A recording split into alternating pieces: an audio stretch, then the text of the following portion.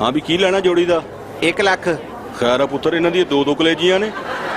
अस्सलाम वालेकुम, मेरा नाम है पता नहीं की नाम है, क्योंकि मेरा मालिक कदी मैनू शेर कहंदा, कदी शहजादा, कदी कहंदा जवाना ते कदी कहंदा भरावा।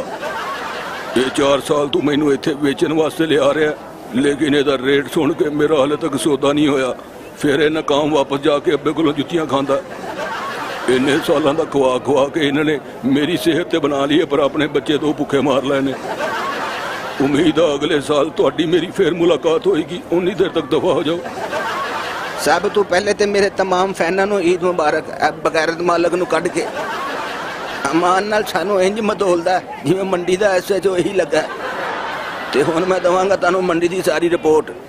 रेट सुन के आवाम वापस जा चुकी है ते व्यापारियों के मूँह साडे स्टैंड यानी कि किले वर्गे हो गए ने।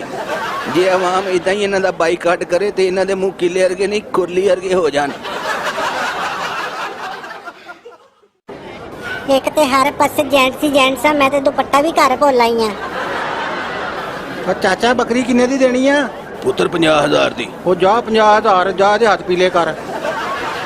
ईद दा आखिरी दिन ना, गाहक कोई नहीं लगदा। इस बारी भी असी पट्ठे ते आवाम दाल खाएगी।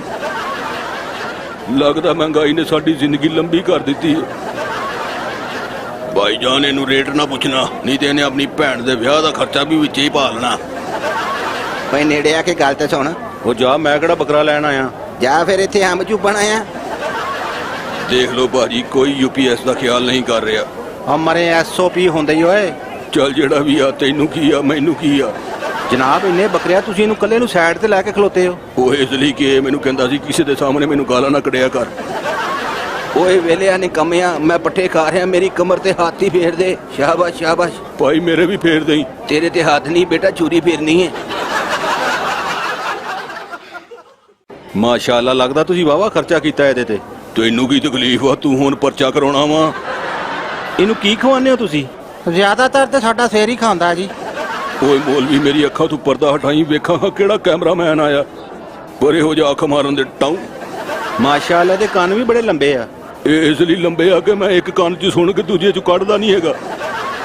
ਇਹਦੇ ਚ ਕਿੰਨੇ ਕੁ ਕਿਲੋ ਗੋਸ਼ਤ ਨਿਕਲ ਆਏਗਾ? ओए परे लै जा मौलवी, मैनू ये तो मरन मरान दी गल्लां कर रही। ओ मैनू लुका ला ओए। ਇਹਨਾਂ ਦਾ ਹਾਲ ਬੜਾ ਭੈੜਾ ਕੀਤਾ ਜੇ। ਭਾਜੀ ਜਿਹੜਾ ਤੁਸੀਂ ਪਹਿਲੇ ਵੇਖਿਆ ਉਹ ਮੁਲਕ ਦਾ ਵਜ਼ੀਰ ਸੀ, ਅਸੀਂ ਆਵਾਮ ਆ।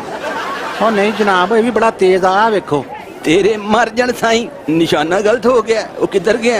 वो खलो जा मौलवी, एक टुट ते खा ला, नहीं तो मैनू एक ऐनक ही लवा दे। बड़ा मारो ये तो मैनू पैन डईया ने तेरी वजह तो।